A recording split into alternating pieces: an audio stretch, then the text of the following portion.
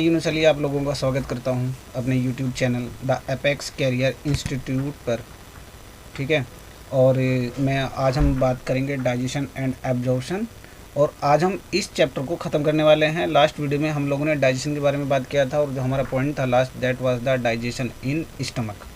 ठीक है। अब जो हम बात स्टार्ट करेंगे, we will start the digestion in small intestine. Let start the video को स्टार्ट करने से पहले मैं चाहूँगा कि आप लोग मेरे वीडियो को लाइक करें, शेयर करें और जो बेल आइकन दिखाया हुआ है उसको आप दबा दें।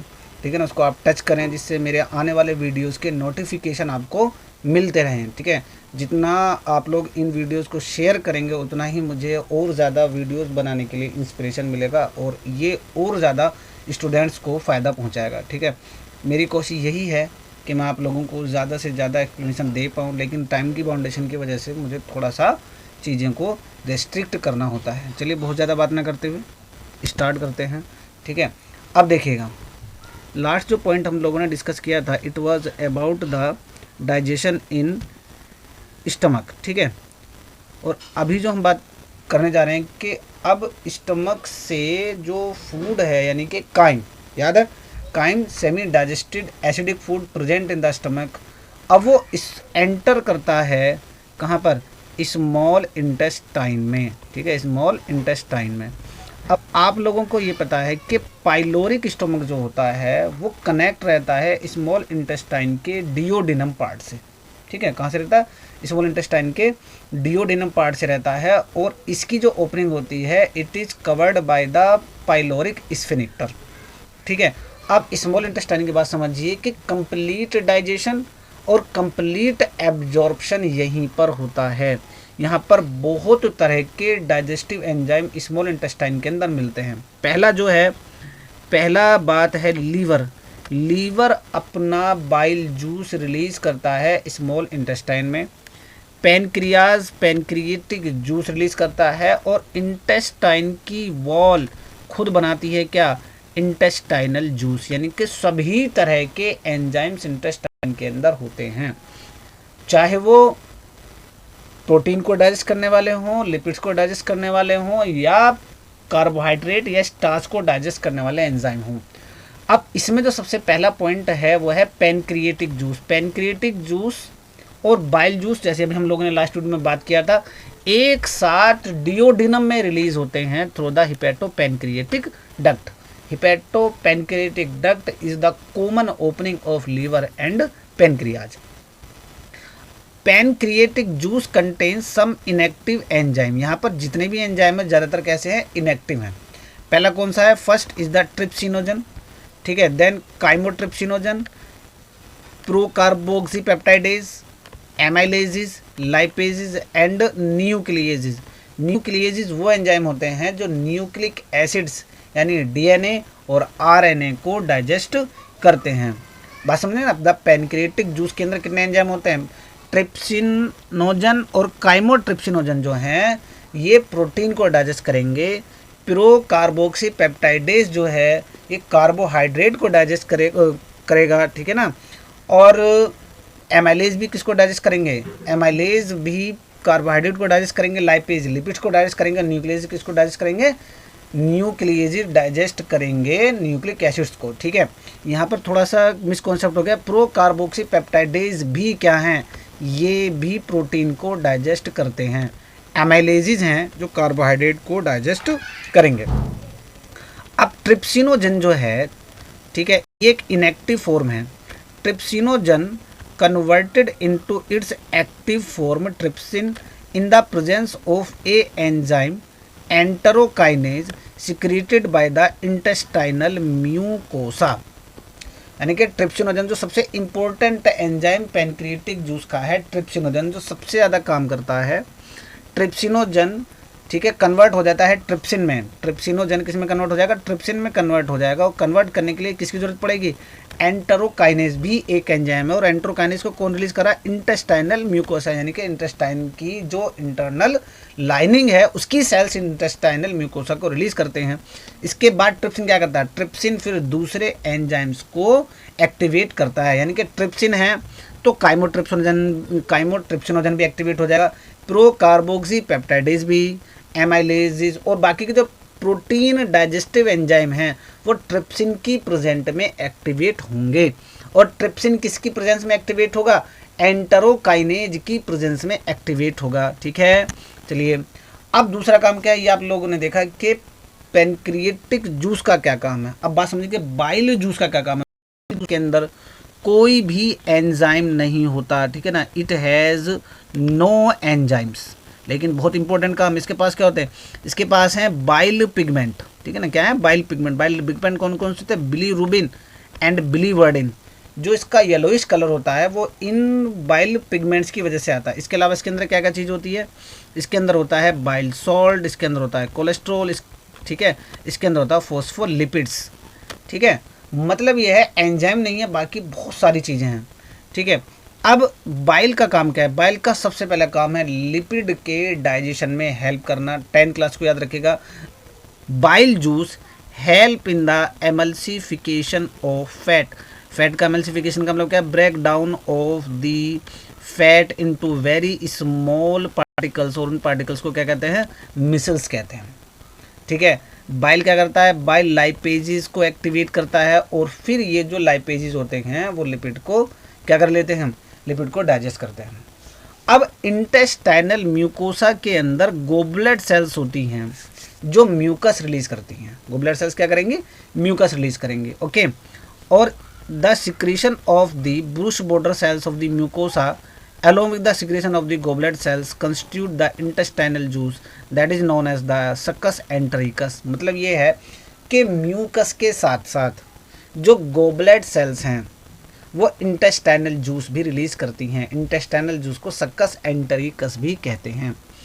इस जूस के अंदर बहुत सारे एंजाइम्स होते हैं। माल्टेज, ठीक है, उसका कौन सा होता है? डाईपेप्टाइडेज, लाइपेज, न्यूक्लियोसाइडेज। मतलब जब बड़े बड़े मॉलिक्यूल्स छोटे मॉलिक्यूल में कन्वर्ट हो जाते हैं तो माल्टेज माल्टोज को डाइजेस्ट करता है, डाईपेप्टाइडेज डाईपेप्टाइड को, लाइपेज लाइपेज को, न्यूक्लियोसाइडेज जो है वो न्यूक्लियोसाइड्स को डाइजेस्ट करेंगे। ठीक है, म्यूकस के पास बाइकार्बोनेट होते हैं from the pancreas, protect the intestinal mucosa from the acid as well as provide the alkaline medium.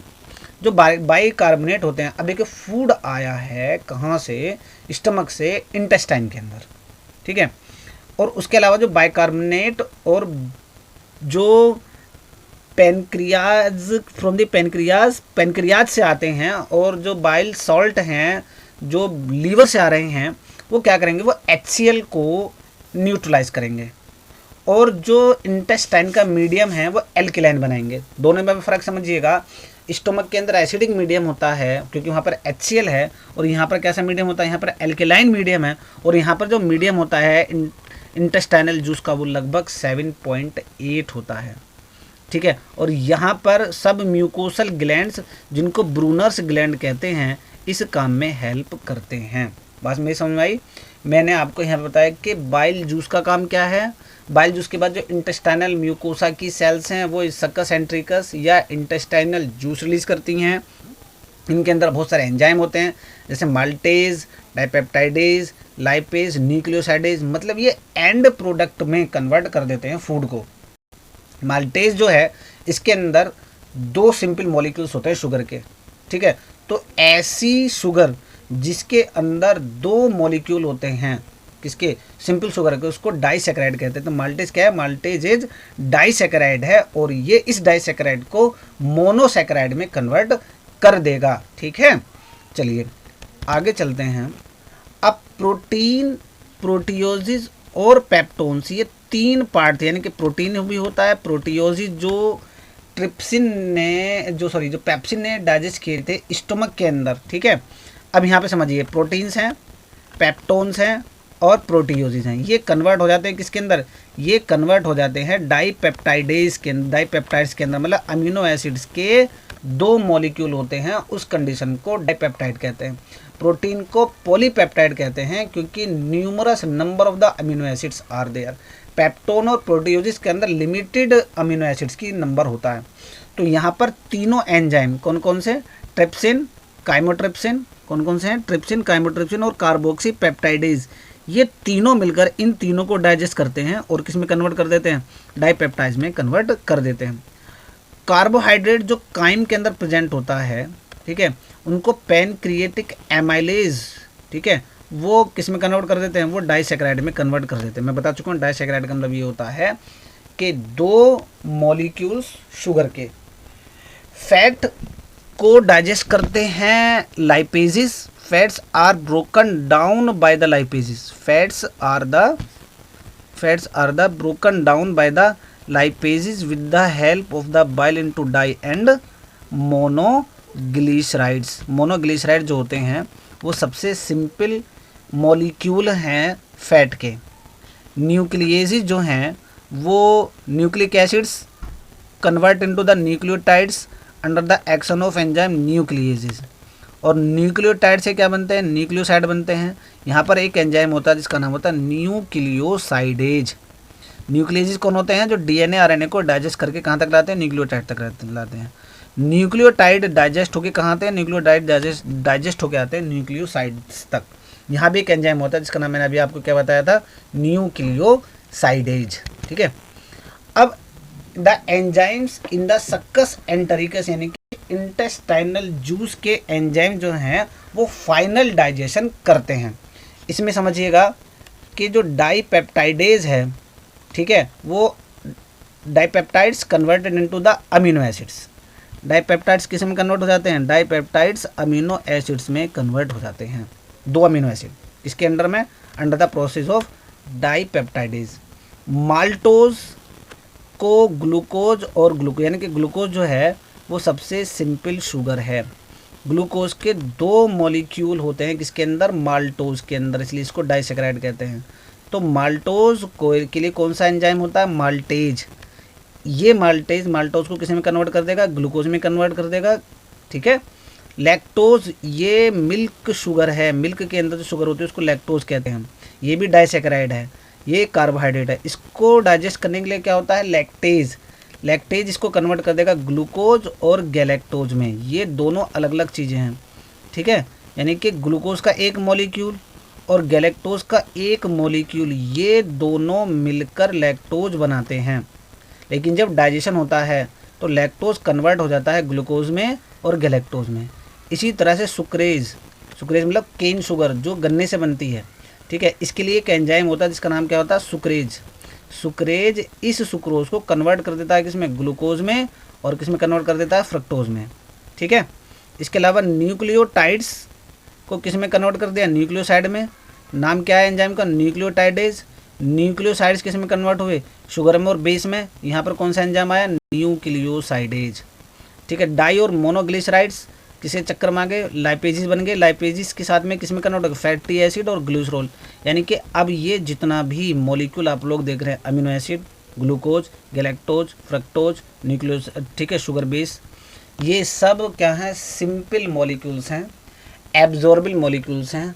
और यहाँ तक डाइजेशन का प्रोसेस जो हो रहा है वो कंप्लीट हो रहा है, complete digestion in small intestine. ठीक है, अब समझिएगा the breakdown of biomacromolecule mention occurs in the duodenum region of small intestine. ये सारा काम स्मॉल इंटेस्टाइन के डियोडिनम पार्ट में होता है।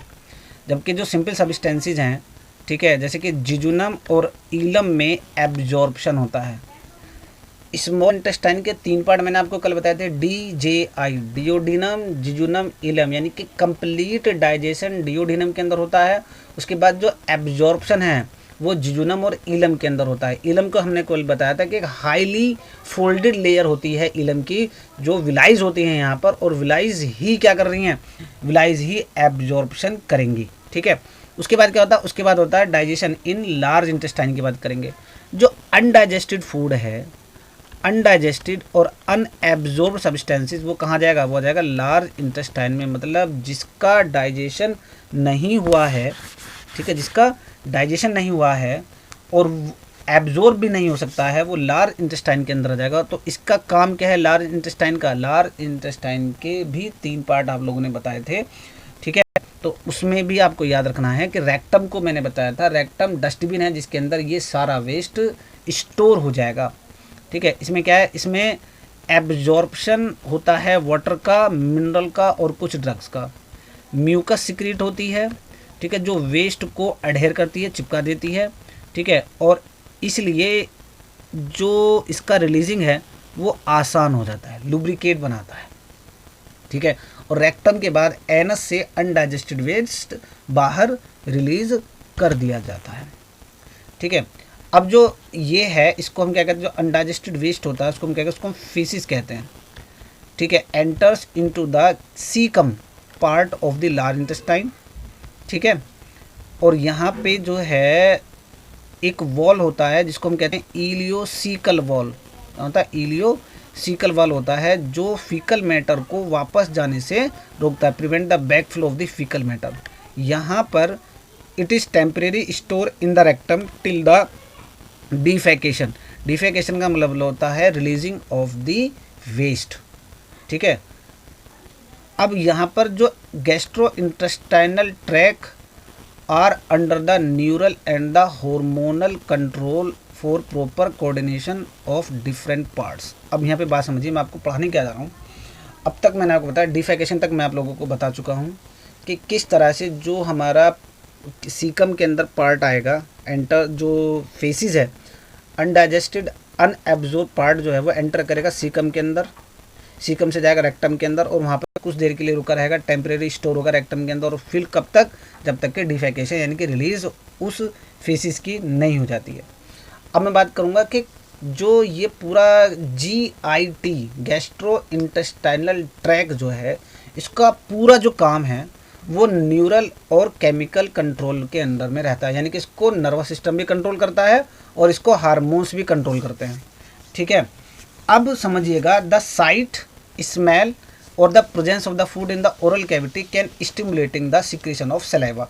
जो पहला पॉइंट है ये वाला, ये कह रहा है फिजिकल सेंस मिलेगा, यानी कि नर्वस सिस्टम इसको कंट्रोल करेगा कि भूख कब लगेगी, सलाइवा का सिक्रीशन कब होगा, जब खाना दिखाई देगा या खाने की महक आएगी, ठीक है। जो मसल्स हैं एलिमेंट्री कैनाल की, वे जो डिफरेंट एक्टिविटीज़ करती हैं, ठीक है, they can be moderated by the neural mechanism both by local and the through central nervous system, यानी कि पेरिस्टालसिस, ठीक है। जो ईसोफेगस की मसल्स कॉन्ट्रैक्ट करती हैं, इंटेस्टाइन की मसल कॉन्ट्रैक्ट करती हैं, ठीक है, और जो स्टमक की मसल्स कॉन्ट्रैक्ट करती हैं, वो सब न्यूरल कंट्रोल के अंडर में आता है, ठीक है। और इसी तरह से कुछ हार्मोन्स होते हैं, ठीक है, जो गैस्ट्रिक और इंटेस्टाइनल म्यूकोसा को काम करते हैं, उनको कंट्रोल में लाने का काम करते हैं, ठीक है। अब जो तीसरा पॉइंट स्टार्ट होता है वो है एब्जॉर्प्शन एंड डाइजेस्टेड प्रोडक्ट। अब एब्जॉर्प्शन कहाँ हो रहा है, एब्जॉर्प्शन होता है स्मॉल इंटेस्टाइन के अंदर। Absorption is the process by which the end product of the digestion pass through the intestinal mucosa into the blood और द लिम्फ, यानी कि glucose, amino acids, glycerol, fatty acids जो भी है वो सब कहाँ पहुँच जाएगा, वो सब पहुँच जाएगा ब्लड के अंदर और इसमें हेल्प करेंगी विलाई।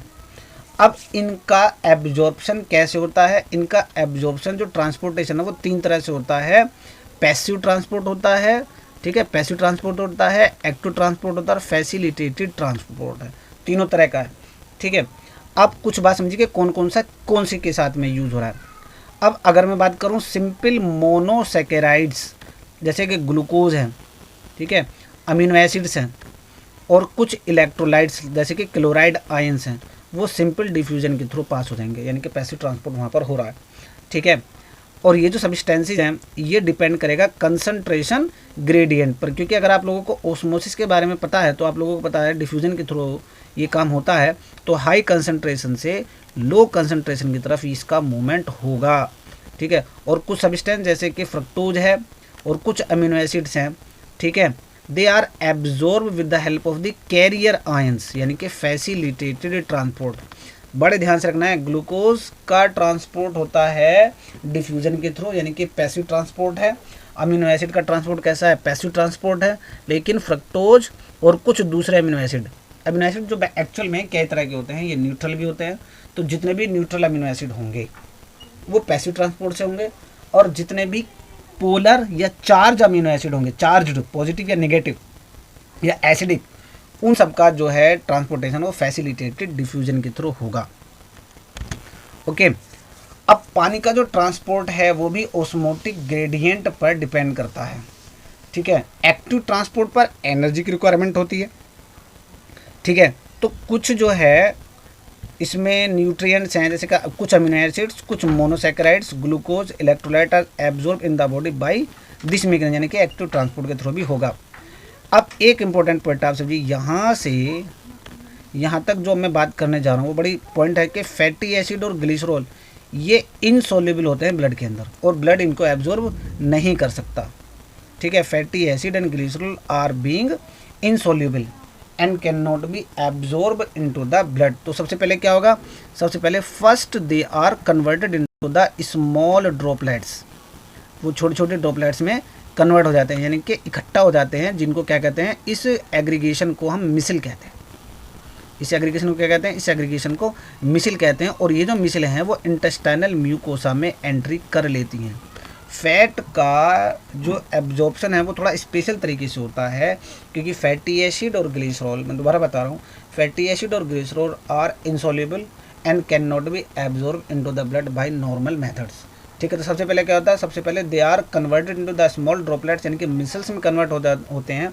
और ये जो मिसल्स हैं ये इंटेस्टाइनल म्यूकोसा में, ठीक है, कन्वर्ट हो जाते हैं। अब वहाँ जाके क्या होता है, वहाँ जाके जो ये मिसल्स हैं दे आर रीफॉर्म्ड, ये दोबारा से बनती हैं।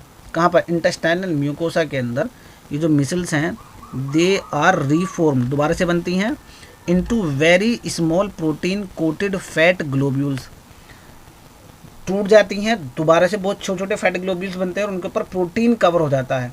और ये जो प्रोटीन कवर होने वाले ये जो ग्लोब्यूल्स बनते हैं इनको कहते हैं काइलोमाइक्रोन। बहुत इंपॉर्टेंट टर्म है, काफ़ी पूछा जाता है कि what are the chylomicrons, NEET में भी क्वेश्चन बनते हैं। Chylomicrons are the protein coated fat globules. इसके बाद ये कहाँ कन्वर्ट हो जाते हैं, they are transported into the lymph vessels, जिनको लैक्टल कहते हैं। कल हम लोगों ने बात की थी लैक्टल के बारे में लास्ट वीडियो के अंदर, जो पहला वाला वीडियो है, लैक्टल्स क्या होते हैं। ठीक है, और ये जो लिम्फ वेसल्स है ultimately release the absorb substance into the blood. So the सारा का सारा एब्जॉर्प्शन कहाँ हो रहा है, स्मॉल इंटेस्टाइन के अंदर हो रहा है। ठीक है, अब ये पूरी जो है summary of absorption in different parts of the digestive system. Mouth के अंदर certain drugs come in contact with the mucosa of mouth and lower side of the tongue and the absorb into the blood capillaries। मतलब ऐसा नहीं है कि small intestine के अंदर ही हो रहा, माउथ के अंदर भी होता है, स्टमक के अंदर भी होता है। स्मॉल इंटेस्टाइन के अंदर तो ज़्यादातर maximum amount of the absorption takes place in the small intestine. ठीक है, तो ये टेबल है, आप लोग इसको देख लीजिएगा। Then disorders of the digestive system, इसमें क्या है, इसमें कह रहा है कि inflammation of the intestinal tract is the most common ailment due to the bacterial of the viral infection. मतलब अगर जाता है तो इसके अंदर स्वेलिंग क्रिएट हो जाती है, या कुछ किसी भी तरह का इन्फेक्शन। और बहुत सारे इन्फेक्शन किसकी वजह से हो सकते हैं, पैरासाइट की वजह से हो सकती हैं, जैसे टैपवॉर्म है, थ्रेडवॉर्म है, हुकवॉर्म है, या पिनवॉर्म है। ठीक है, इसके अलावा क्या है, इसके अलावा है जो पॉइंट है that is about the vomiting. Vomiting क्या है, it is the ejection of stomach content through the mouth. पेट के अंदर जो भी होता है वो माउथ के थ्रू बाहर आ जाता है, back flow. This reflex action is control by the vomit centre in the medulla. Medulla हमारे ब्रेन का एक पार्ट है, उसके अंदर वोमिट सेंटर होता है जो इस चीज़ को कंट्रोल करता है। ठीक है, इससे जो है नोजिया मतलब होता है, थकावट महसूस होती है। ठीक है, एक है diarrhoea. Abnormal frequency of bowel movement and increase liquidity of the faecal discharge is known as the diarrhoea. It reduce absorption of the food.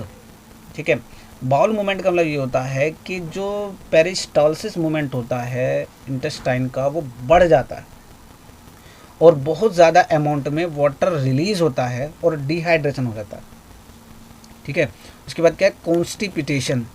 Face कुछ अमाउंट में जो फिकस मटेरियल है वो रेक्टम के अंदर आता है और it cause the bowel movement occurs regularly, मतलब डिफिकेशन वाला जो प्रोसेस है वो रेगुलर होता रहता है। उसके बाद क्या है, इनडाइजेशन। इनडाइजेशन का मतलब आप लोग समझते हैं कि प्रॉपरली डाइजेस्टेड नहीं हो पा रहा है, क्योंकि एंजाइम्स की अमाउंट कम हो सकती है, फूड पॉइजनिंग हो सकती है, ओवर ईटिंग ज़्यादा खा लिया, स्पाइसी फूड खा लिया, चाउमीन खाओ, बर्गर खाओ, स्पाइसी फूड होता तो क्या होता है, इससे इनडाइजेशन की प्रॉब्लम क्रिएट हो सकती है। ठीक है, तो यहाँ तक था, थैंक यू। और इसी के साथ ये चैप्टर नंबर 1 जो है कंप्लीट होता है। उम्मीद करूँगा ये आप लोगों को पसंद आया होगा, पसंद आएगा, समझ में आएगा तो लाइक कीजिएगा, शेयर कीजिएगा और बेल आइकन को दबाना ना भूलिएगा, जिससे आने वाले वीडियोस के नोटिफिकेशन आप लोगों को मिलते रहें। ठीक है, थैंक यू, नमस्कार।